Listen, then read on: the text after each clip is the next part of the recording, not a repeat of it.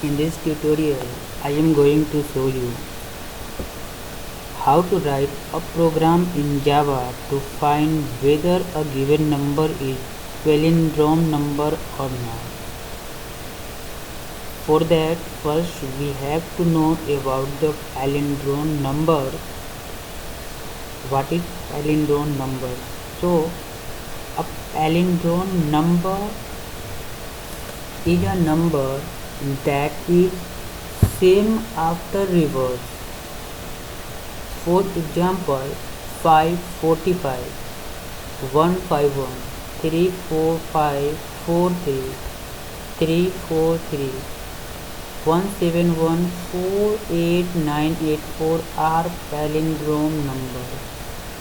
Why we are calling this number as a palindrome number? Because the reverse of this number will be same as it is. Like if we are going to reverse 545, then after reverse the number will be 545. Okay, now you can see here palindrome numbers 1 to 1. After reversing means what? Reversing means we are going to reverse the position number. Like this number is a 3-digit number, no? Means unit, tens and hundred place occurs in this 3-digit number. Okay, so reverse of this 3-digit number means unit place should come on 100 place, 10 place will be on 10th place only, and 100 place should be on unit place. Means we are going to reverse the position. This position is this position is itself, and this position is this. So this is called the palindrome number. Okay, so now I am going to show you the program logic, how to write in Java to find out the palindrome number. So the logic here is that palindrome is not only numbers, it can also be a string like LOL. If we are going to reverse this LOL, then we will get same number. Like madam, if we are going to reverse character of madam, then we will also get the same number, same string. That's why it is called as palindrome string. So to find out the palindrome number, the algorithm we should write as follows. First, get the number to check for palindrome, right? Then hold that number in temporary variable. Okay, then reverse the number, compare the temporary number with the reversed number. If both are same, then print palindrome number, otherwise print even number are not palindrome. Okay, so let's start writing the code. Now here I have already written the palindrome number code in Java on Eclipse, so I am going to explain about each and every step working with code. Okay,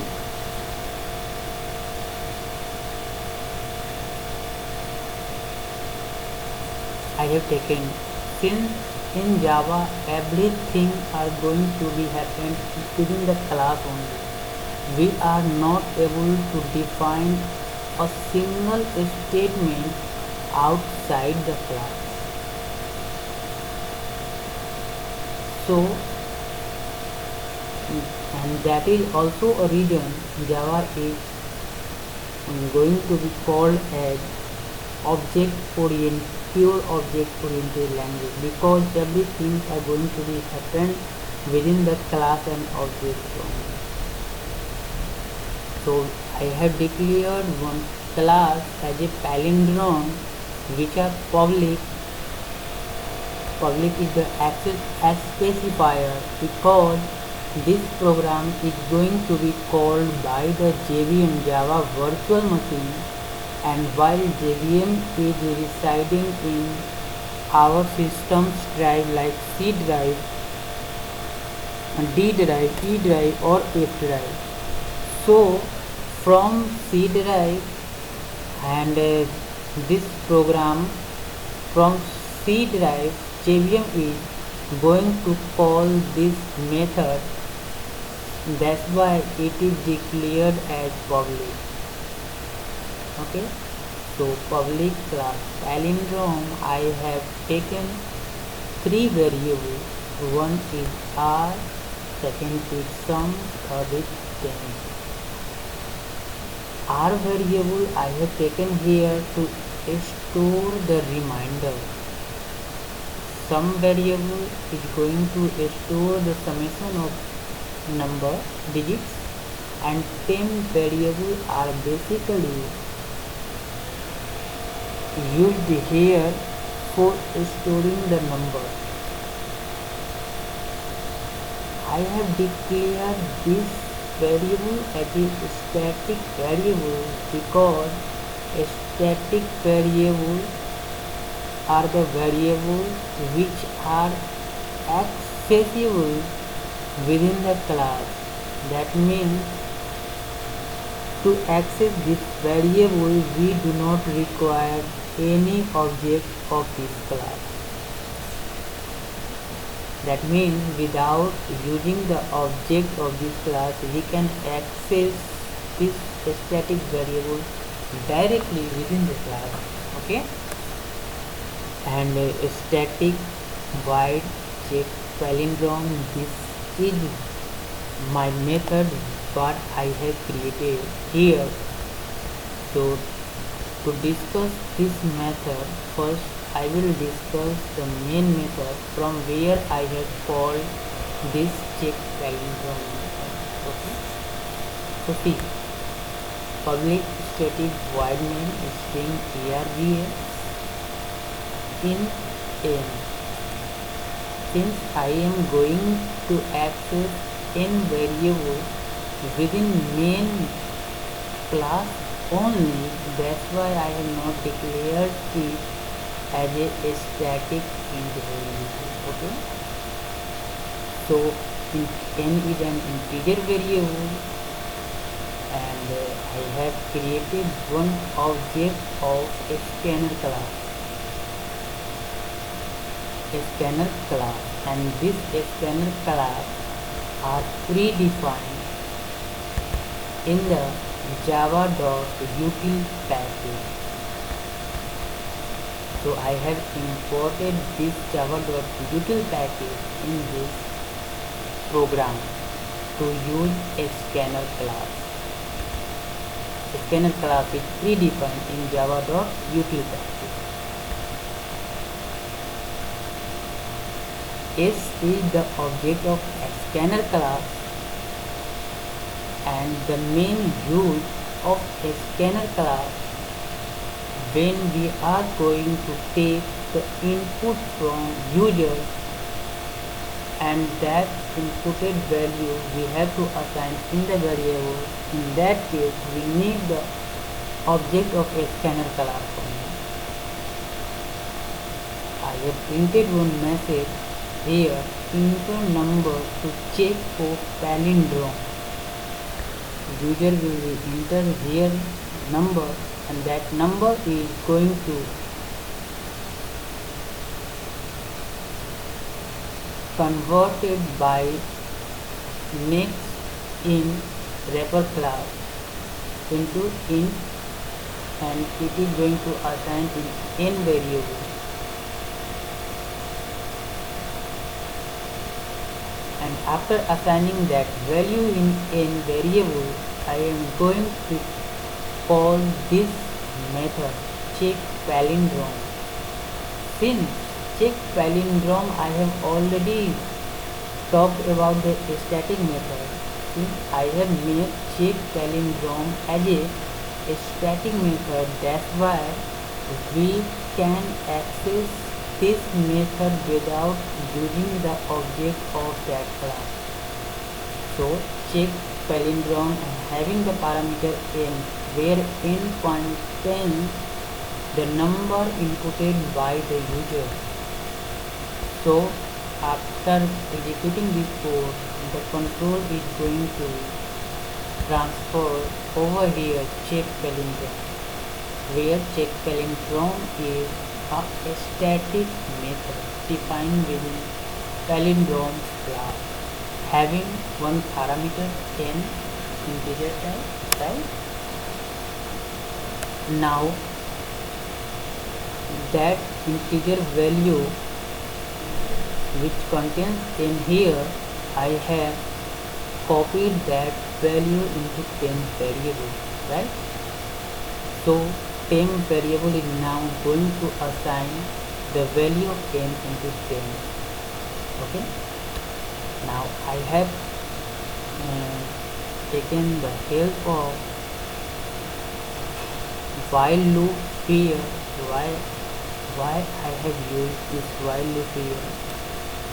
Since we require, the main aim of loop is to do the repeated task.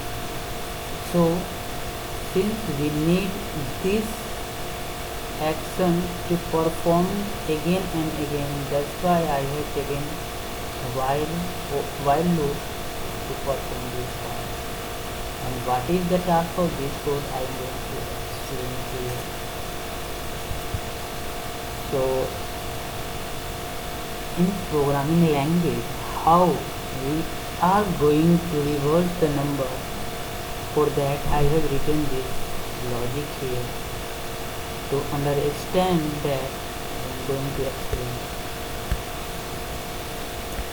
Now see clearly.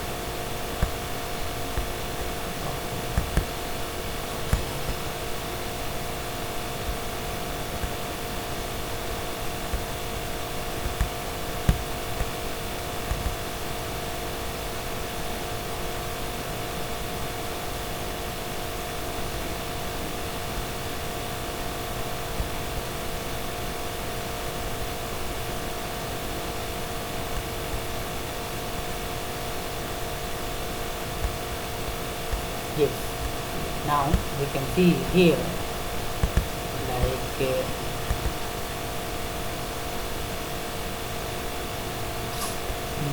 this is the 3-digit number. So I need only this number, and after receiving this number, we can set the position of this number to here at 100 place, from unit place to 100 place, from 10 place to 10 place, from 100 place to unit place. So how we are going to calculate that only we have written the code here.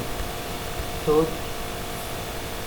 from 3-digit numbers we can find out this unit place only by percent operator, because percent operator is going to divide percent operator. The basic use of percent operator is to find out the remainder. Okay, remainder. So I have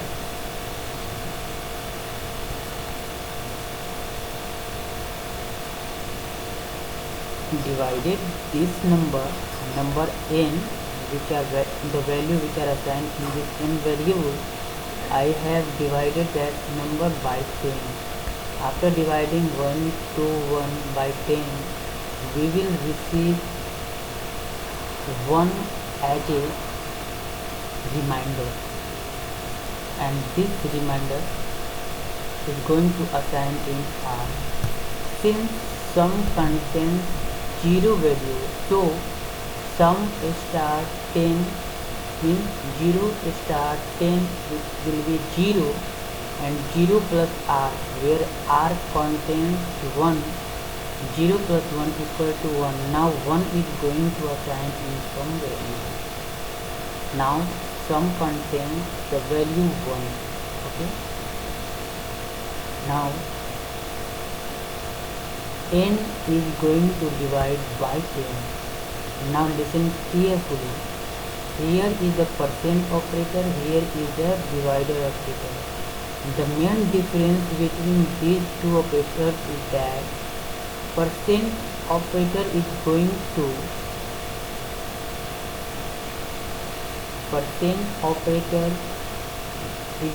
to return us the remainder value, while this operator is going to give us this value only.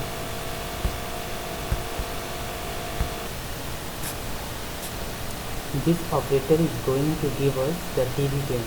Okay, so after dividing 1 to 1 by 10, we will get 12 as a dividend and 1 as a remainder.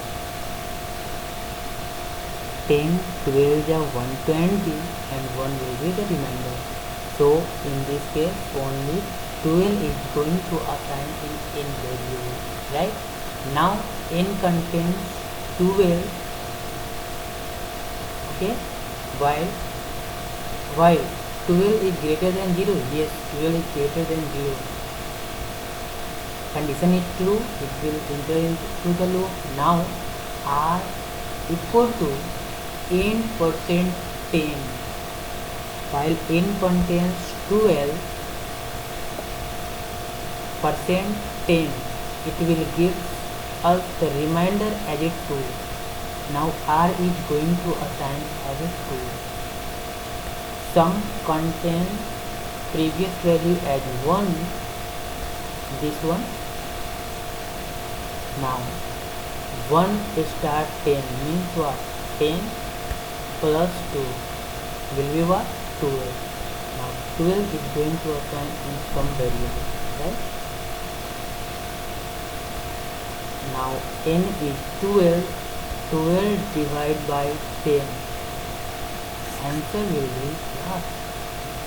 Answer will be 1 only. Now n contains 1, sum contains 12. 1 is greater than 0. Yes, true. Now 1% 10. What will be the value? 1% 10.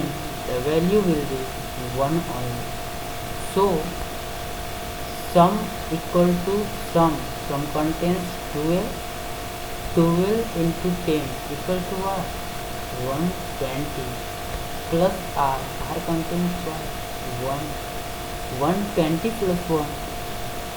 120 plus 1 will be 121. 121 is now going to assign in what? Some variable. Now n contains what? 1. 1 divided by 10. The dividend will be what? 0. Now 0 is going to assign in value. Now while loop is going to check again. Is 0 is greater than 0? No. Condition false. Condition false, its loop is going to be terminated. Now sum contains what? 121. Be careful.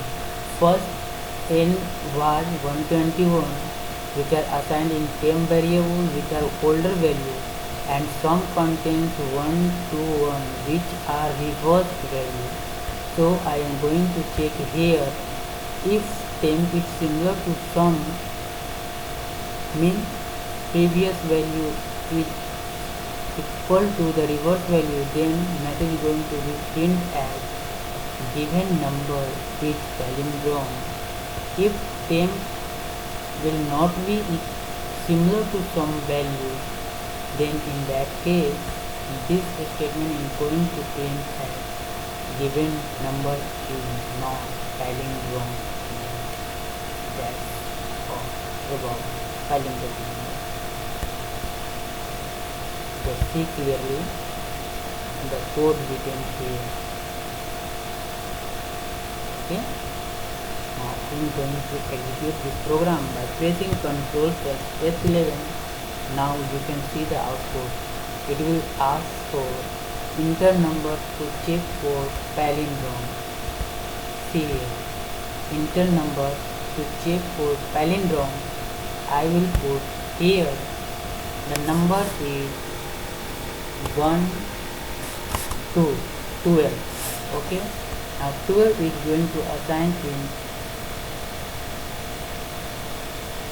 in variable by converting them as a s dot next in. Now I will create enter. Okay. Given number 12 is not palindrome because 12 is divided by other number excepting 1 and 12 is only. Like 12 is divisible by 1, 2, 3, 4, 6 and 12. So it has multiple dividers. Now I am going to execute this one again, and now I will press 1, 2, 1. Is this palindrome number? Given number is not 1, 2, 1 is palindrome because after reversing this number, the number is going to be same. That's why it is palindrome. Okay. Thank you.